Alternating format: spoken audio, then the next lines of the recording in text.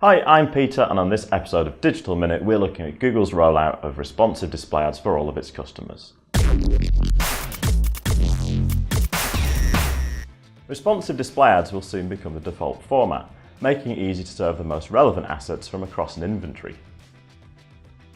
Advertisers can upload up to 15 images, along with 5 headlines, 5 descriptions and 5 logos, and leave the rest to Google's machine learning to test different combinations and show the ads that work best. Google says it will save time and offer a broader reach, as the ads can be resized to fit most inventory, including native banner ads and dynamic text ads. They'll also support dynamic remarketing, where ads will be graded as learning, low, good or best, so you can double down on your best performing assets. If you prefer, you can still keep full control of your ads, but the reports of a 3-fold increase in sales compared to standard image ads is definitely worth investigating. Keep your eyes on our blog for when the initiative goes live.